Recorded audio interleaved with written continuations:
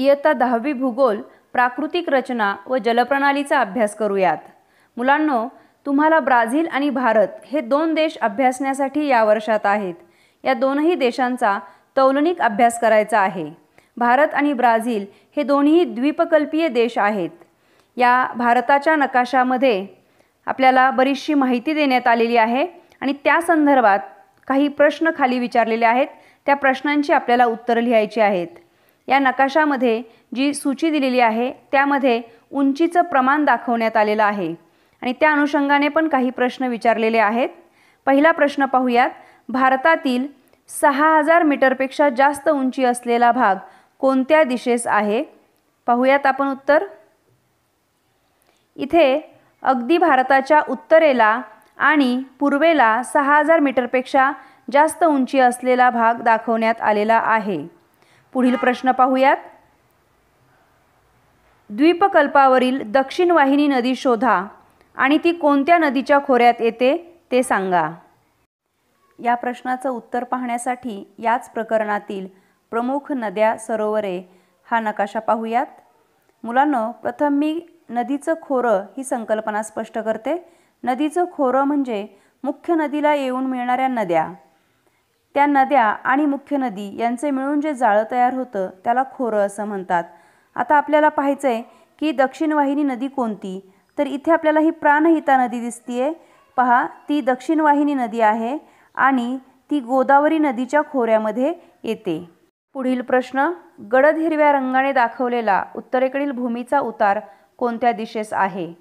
मुलांनो, यासाठी सूचीमध्ये दाखवलेलं उंचीचं प्रमाण लक्षात घेऊयात। 0 ते 150 हा गडद हिरवा रंग दिसतोय। 150 ते 200 मीटर हा फेंट हिरवा आणि छोटे छोटे चौकोन आहेत त्याच्यामध्ये। आता आपल्याला नकाशामध्ये जाऊन पाहायचंय। इथे गडद हिरवा रंग दिसत आहे उत्तरेकडे आणि त्याच्या भोवताली इथे या बाजूला आपल्याला फेंट हिरव्या रंगामध्ये चौकोन दिसत आहेत। अर्थात गडद हिरवा रंग 0 ते 150 मीटर आहे आणि 150 ते 200 मीटर हा रंग दिसत आहे, म्हणजे याची उंची गडद हिरव्या रंगापेक्षा निश्चितच जास्त आहे। अर्थात या गडद हिरव्या रंगाचा उतार हा पूर्वेस आहे हे लक्षात येतं आहे। पुढील प्रश्न। अरवली पर्वत ते छोटा नागपूर पठारांदरम्यान असलेल्या पठारांची यादी करा। यामध्ये अरवली पर्वत या ठिकाणी आहे, त्यानंतर छोटा नागपूरचं पठार या ठिकाणी आहे आणि याच्या दरम्यान आपल्याला असणाऱ्या पठारांची यादी करायची आहे। इथे आपल्याला माळव्याचं पठार दिसतंय, इथे बुंदेलखंड पठार दिसतंय आणि त्यानंतर या ठिकाणी बागेलखंड पठार दिसतंय। ही पठारं अरवली पर्वत आणि छोटा नागपूर पठाराच्या दरम्यान आहेत। पुढील प्रश्न पाहूयात। आपल्याला पुढील प्रश्न आहे, पूर्व घाटातील शिखरांचे नाव सांगा। मुलांनो, हा पट्टा जो आहे या पट्ट्यामध्ये पूर्व घाट आहे। इथे मलयगिरी शिखर दिसेल तुम्हाला आणि इथे महेंद्रगिरी शिखर दिसेल। ही दोन शिखरं आपल्याला पूर्व घाटामध्ये पाहायला मिळतील। पुढील प्रश्न। ब्रह्मपुत्रेच्या सखल मैदानी प्रदेशाची सीमा कोणत्या पर्वतीय भागांनी अंकित झालेली आहे? पाहूयात। ब्रह्मपुत्रेचा सखल मैदानी प्रदेश या भागामध्ये येतो आणि इथे आपल्याला हा भाग दाफला टेकड्या, त्यानंतर नागा टेकड्या, इथे नागा टेकड्या दिसत आहेत पहा, इथे खासी जैतिया टेकड्या, गारो टेकड्या, या टेकड्यांनी हा भाग अंकित झालेला आहे हे दिसेल। त्यानंतर आपण पाहणार आहोत पुढील प्रश्न। विंध्य पर्वत कोणत्या नदी खोऱ्यांचा जलविभाजक आहे? मुलांनो, विंध्य पर्वत इथे आहे।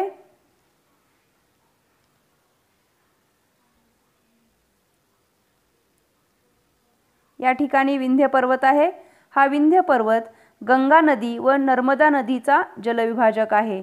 जलविभाजक म्हणजे पाण्याचं विभाजन करणारा। या विंध्य पर्वताच्या दक्षिणेला आपल्याला दिसेल तर नर्मदा नदीचं खोरं आहे आणि उत्तरेच्या बाजूला गंगा नदीचं खोरं आहे। या दोन नद्यांचा हा जलविभाजक आहे। त्यानंतर एक वर प्रश्न राहिलाय, सह्याद्री पर्वताची उंची कोणत्या दिशेने वाढते? इथे सह्याद्री पर्वताच्या रांगा आहेत या ठिकाणी आणि या पर्वताची उंची उत्तरेकडे वाढत जाते। आता आपण ब्राझीलच्या नकाशा संदर्भातील काही प्रश्न पाहूयात। यामध्ये आपल्याला हा इथे ब्राझीलचा नकाशा दिसतोय। पहिला प्रश्न पाहूयात। अमेझॉनच्या नदी खोऱ्याच्या उंचीच्या कक्षा सांगा असं इथे म्हटलेलं आहे। पहा इथे अमेझॉनचं खोरं जे आहे ते आपल्याला 0 ते 200 मीटर उंचीचं दिसतंय, कारण 0 ते 200 मीटर जो हिरवा रंग आहे सूचीमध्ये तो आपल्याला या ठिकाणी पाहायला मिळतोय आणि या खोऱ्याची उंचीची कक्षा आहे 0 ते 200 मीटर। अमेझॉनचं खोरं कोणत्या दोन उच्चभूमीच्या दरम्यान आढळून येतं? इथे आपल्याला ब्राझीलची उच्चभूमी दिसते, इथे गियाना उच्चभूमी वरच्या भागामध्ये दिसते। तर या दोन उच्चभूमीच्या दरम्यान इथे अमेझॉनचं खोरं आपल्याला पाहायला मिळतं। पुढील प्रश्न, 500 ते 1000 मीटर उंची असलेल्या प्रदेशाचे निरीक्षण करा। पिवळ्या रंगाने दाखवलेल्या या भूमीच्या विस्ताराचे दिशेच्या संदर्भात वर्णन करा। इथे आपल्याला पिवळ्या रंगाने दाखवलेली भूमी दिसत आहे।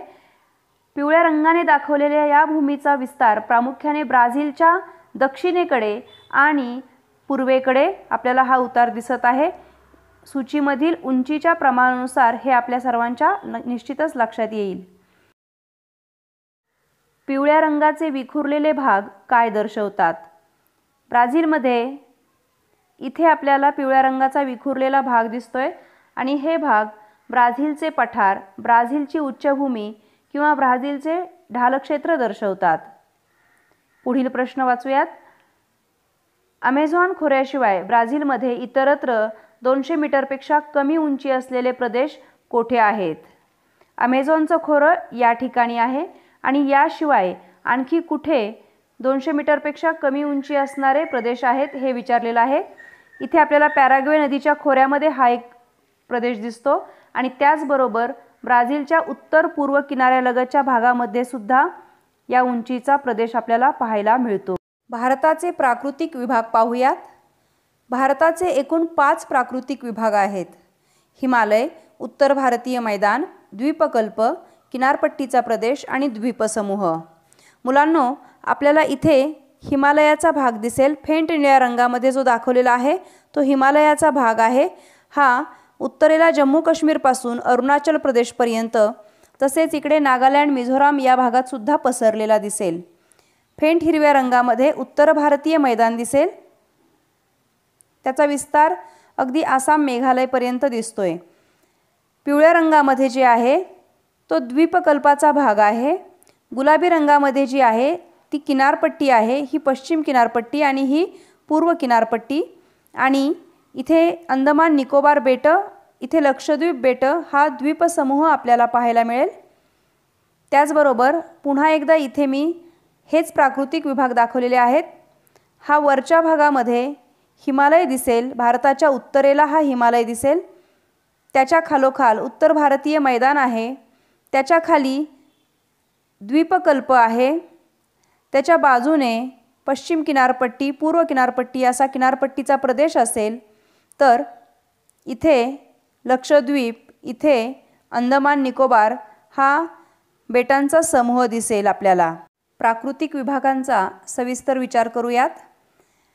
हिमालय हा अर्वाचीन वली पर्वत आहे। ताजिकिस्तानमधील पामीरच्या पठारापासून हिमालय पूर्वेकडे पसरलेला आहे। इकडे आपल्याला इथपासून पूर्वेपर्यंत पसरलेला दिसेल। आशिया खंडातील ही एक प्रमुख पर्वत प्रणाली आहे।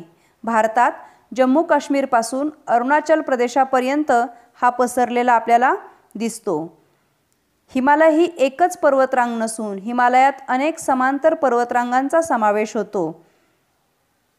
यामध्ये आपण पाहूयात, शिवालिक ही सर्वात दक्षिणेकडील पर्वतरांग दिसेल आपल्याला, इथे दिसतीये। ही सर्वात नवीन अर्वाचीन पर्वतरांग आहे। शिवालिक पर्वतरांग उत्तरेकडे जाताना आपल्याला लघु हिमालय इथे दिसेल, बृहद हिमालय म्हणजेच हिमाद्री व हिमालया पलीकडील रांगा आढळतात। या रांगा अनुक्रमे अर्वाचीन ते प्राचीन अशा आढळतात। याच पर्वतरांगांचे पश्चिम हिमालय म्हणजेच काश्मीर हिमालय, मध्य हिमालय म्हणजेच कुमाऊ हिमालय आणि पूर्व हिमालय म्हणजेच आसाम हिमालय असे भाग होतात। दुसरा घटक पाहूयात। उत्तर भारतीय मैदान हा प्राकृतिक विभाग हिमालयाच्या दक्षिण पायथ्यापासून भारतीय द्वीपकल्पाच्या उत्तर सीमेपर्यंत असा पसरलेला आहे। तसेच तो पश्चिमेकडे राजस्थान पंजाबपासून इथून पूर्वेकडे आसामपर्यंत पसरलेला आपल्याला पाहायला मिळतो। हा भाग बहुतांशी सखल सपाट असा आहे। उत्तर भारतीय मैदानी प्रदेशाचे 2 भाग केले जातात। पहिला भाग पाहूयात। अरवली पर्वताच्या, इथे अरवली पर्वत आहे पहा, अरवली पर्वताच्या पूर्वेकडील भाग गंगा नदीचे खोरे म्हणून ओळखला जातो। या गंगा नदीच्या खोऱ्याचा उतार इकडे पूर्वेकडे आहे। भारताच्या पश्चिम बंगाल राज्याचा बहुतांश भाग, इथे पश्चिम बंगाल येतं इकडे, या पश्चिम बंगालचा बहुतांश भाग हा गंगा ब्रह्मपुत्रा प्रणालीचा त्रिभुज प्रदेश म्हणून ओळखला जातो। या प्रदेशाचे नाव सुंदरबन प्रदेश असे आहे। इथे तुम्हाला सुंदरबन दिसेल पहा, नकाशामध्ये बऱ्याचदा सुंदरबन दाखवण्यासाठी येतं। उत्तर भारतीय मैदानाच्या पश्चिम भागात वाळवंट आहे, ते आपल्याला इथे दिसतंय। हे थरचं वाळवंट किंवा मरुस्थली या नावाने ओळखलं जातं। राजस्थानचा बहुतांश भाग या वाळवंटाने व्यापलेला आहे। याच्या उत्तरेकडील भागास पंजाबचा मैदानी प्रदेश असं म्हटलं जातं। हा प्रदेश अरवली पर्वत व दिल्ली डोंगर रांगा यांच्या पश्चिमेकडे पसरलेला आहे। या मैदानाची निर्मिती सतलज व तिच्या उपनद्यांच्या संचयन कार्यातून झालेली आहे। इथे सतलज नदी दिसते आपल्याला, यांच्या गाळाच्या संचयातून याची निर्मिती झालेली आहे।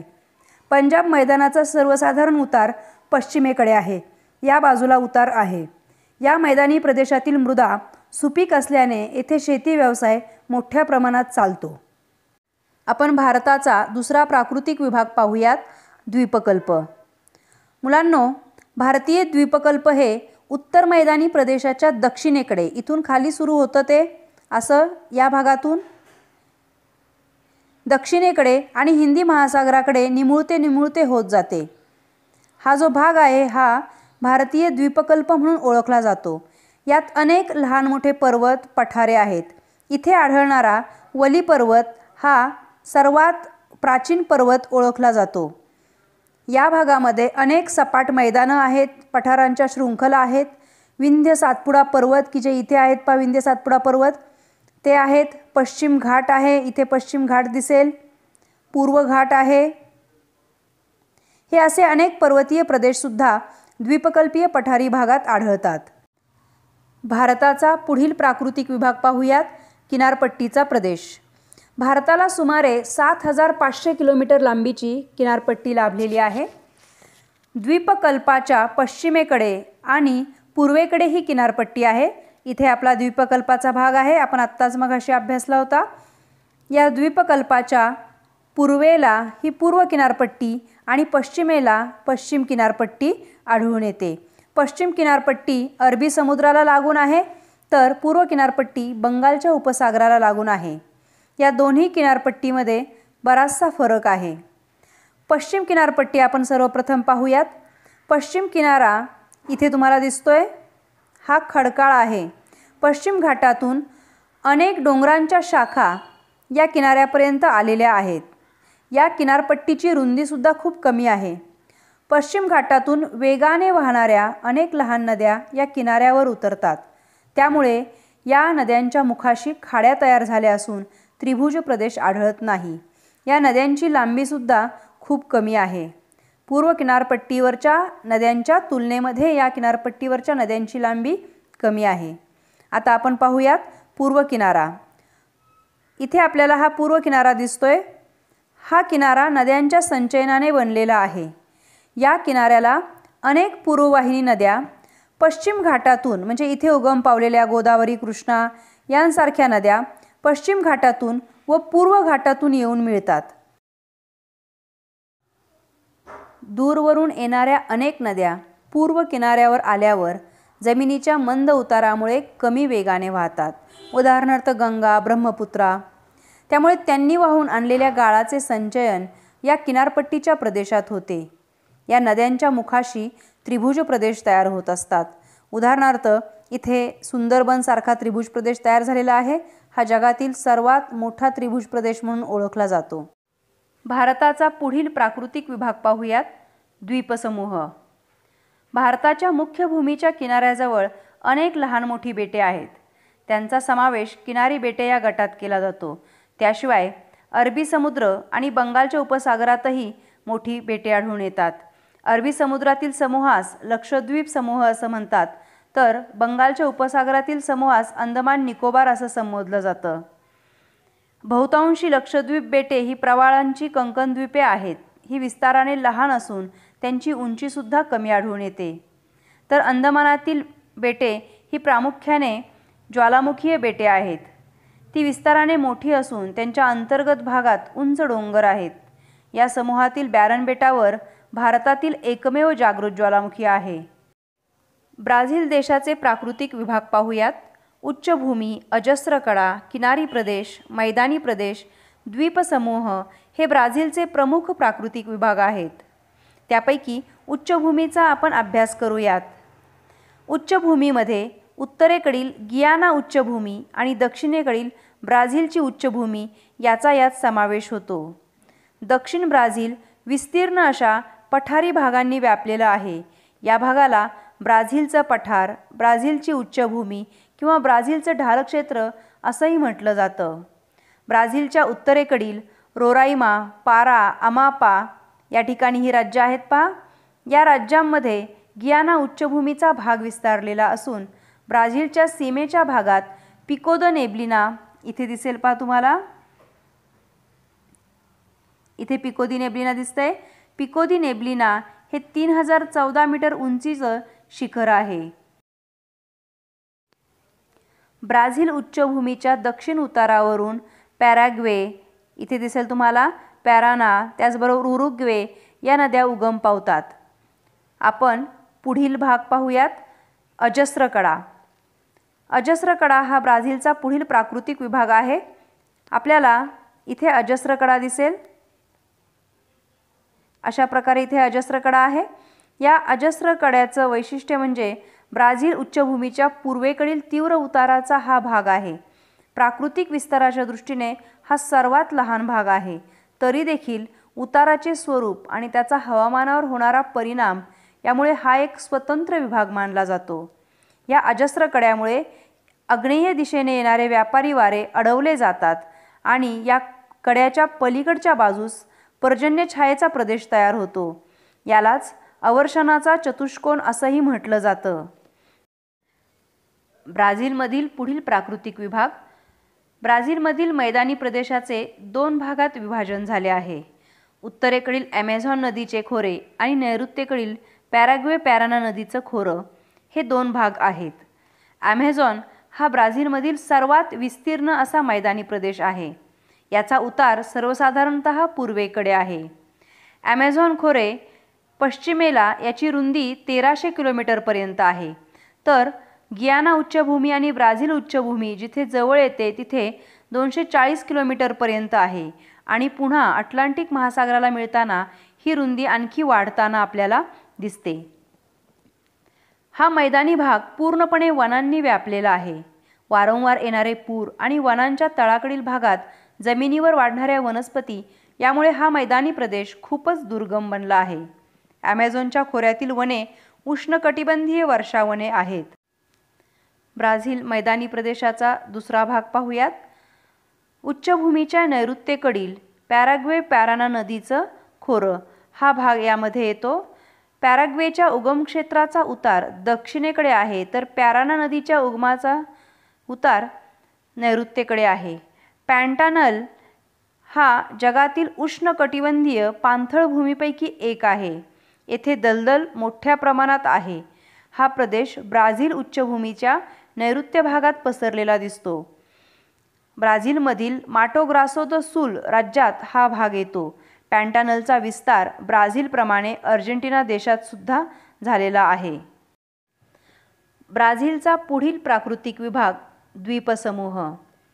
ब्राझीलच्या मुख्य भूमीशिवाय ब्राझील देशात काही बेटांचाही समावेश होतो. त्यांचं वर्गीकरण किनारी बेट व सागरी बेट असं केलं जातं. इथे आपल्याला किनाऱ्यावर ॲमेझॉन नदीच्या मुळे तयार झालेलं माराजवा बेट दिसतंय. त्याचबरोबर बहुतेक किनारी बेटे ही संचयनातून निर्माण झालेली आहेत.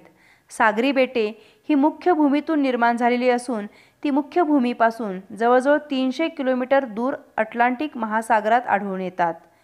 ही बेटे बहुतेक खडकाळ असून ती जलमग्न डोंगरांच्या माथ्याचे भाग आहेत. पुढील घटक पाहूयात. ब्राझीलमधील जलप्रणाली. या ठिकाणच्या जलप्रणालीचे 3 प्रमुख भाग होतात. ॲमेझॉनचे खोरे, नैऋत्येकडील पॅराग्वे पॅराना जलप्रणाली आणि ब्राझील उच्चभूमीच्या पूर्वेकडील साओ फ्रान्सिस्को व किनारपट्टीवरील इतर नद्या. पहिलं पाहूयात ॲमेझॉनची जलप्रणाली. ॲमेझॉन नदीचा उगम इथे पेरू देशामध्ये अँडीज पर्वतरांगेच्या पूर्व उतारात होतो.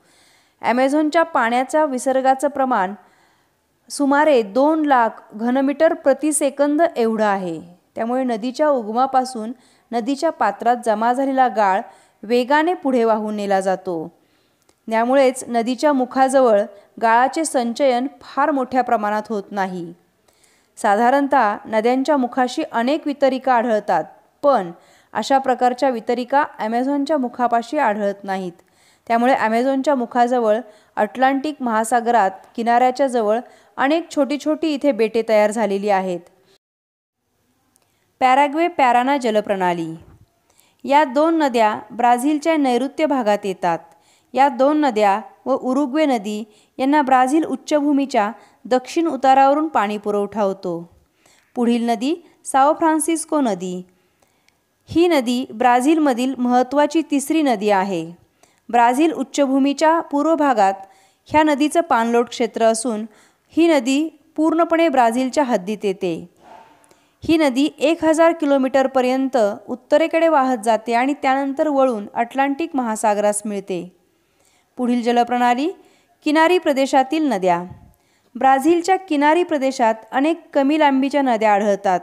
किनाऱ्यावरील प्रदेशात दाट लोकवस्ती असल्यामुळे या नद्या महत्त्वाच्या आहेत. त्यापैकी परानिबा नदी, त्यानंतर इटापेकुरू नदी इथे दिसत आहेत पहा. या नद्या उत्तरेकडे वाहतात आणि उत्तर अटलांटिक महासागराला जाऊन मिळतात. भारत जलप्रणाली पाहूयात. हिमालयीन नद्या व द्वीपकल्पावरील नद्या असे भारतीय जलप्रणालीचे वर्गीकरण करतात. त्यापैकी हिमालयीन नद्या. हिमालयातील बहुतेक नद्या विविध हिमनद्यांमधून उगम पावतात. त्यामुळे उन्हाळ्यातही त्यांचा विसर्ग मोठा असतो आणि पावसाळ्यात त्यांना पूर येतो. यामुळे या नद्या बारमाही नद्या आहेत. या गटामध्ये सिंधू आणि तिच्या उपनद्या आणि गंगा आणि तिच्या उपनद्या अशा 2 समूहांमध्ये यांचं वर्गीकरण केलं जातं. सिंधू आणि तिच्या उपनद्या. आपण इथे सिंधू पाहूयात. इथे सिंधू नदी दिसतीये आणि हिच्या उपनद्या झेलम, चिनाब, रावी, बियास इथे दिसत आहेत पहा. या तिच्या उपनद्या आहेत. सतलज ही सुद्धा सिंधूची उपनदी असून मानसरोवराजवळ ही उगम पावते आणि पश्चिम दिशेने वाहते. हिच्या गाळाच्या संचयनाने पंजाबचे मैदान तयार झालेले आहे. सिंधू नदी पुढे पाकिस्तानमध्ये जाऊन अरबी समुद्राला मिळते. गंगा नदी हिमालयातील गंगोत्री येथे उगम पावते. पुढे तिला यमुनोत्री येथे उगम पावणारी यमुना नदी मिळते. गंगा नदीला अनेक उपनद्या ठराविक अंतराने मिळत गेल्याने तिचा विसर्ग वाढतो. पुढे तिला ब्रह्मपुत्रा ही नदी बांगलादेशात येऊन मिळते. गंगा आणि ब्रह्मपुत्रा या 2 नद्या मिळून सुंदरबनसारखा जगातील सर्वात मोठा त्रिभुज प्रदेश तयार करतात. द्वीपकल्पीय नद्यांपैकी चंबळ, बेटवा, केन, शोन यासुद्धा द्वीपकल्पीय नद्या गंगा नदीला येऊन मिळतात. आपण आता द्वीपकल्पीय नद्यांचं वर्गीकरण पाहूयात. द्वीपकल्पीय नद्यांचं पश्चिम वाहिनी आणि पूर्व वाहिनी असं वर्गीकरण केलं जातं. द्वीपकल्पीय नद्यातील विसर्ग हा पावसावर अवलंबून असतो. यामुळे या नद्यांच्या खोऱ्यात पुराच्या आपत्तीचा धोका नसतो. या हंगामी स्वरूपाच्या असतात. या नद्यांची लांबी कमी आहे, मात्र वेग याचा खूप मोठा असतो. गुजरातमधील खंभातच्या आखातात तापी, नर्मदा, मही इथे तापी दिसतीये, नर्मदा, मही, साबरमती या नद्या येऊन मिळतात. तापी व नर्मदा नदी खचदरीतून वाहते. अरवलीच्या दक्षिण उतारावर उगम पावणारी साबरमती नदी आणि पश्चिम उतारावर उगम पावणारी लुणी नदी पुढे अरबी समुद्रास येऊन मिळतात. त्यानंतर बंगालच्या उपसागरास मिळणाऱ्या नद्या पाहूयात. यामध्ये गोदावरी इथे दिसते तुम्हाला, कृष्णा, कावेरी या तीनही नद्यांचा उगम पश्चिम घाटाच्या उतारावर होतो. गोदावरी ही पाणलोट क्षेत्राच्या दृष्टीने भारतातील दुसऱ्या क्रमांकाची नदी आहे. कृष्णा नदीचे खोरे गोदावरीच्या दक्षिणेस आपल्याला दिसतंय. भीमा व तुंगभद्रा या नद्यासुद्धा आपल्याला इथे पाहायला मिळत आहेत. कावेरी नदी कर्नाटक आणि तामिळनाडू या राज्यातून वाहते. या नदीचा फार पूर्वीपासून जलसिंचनासाठी उपयोग केलेला आहे.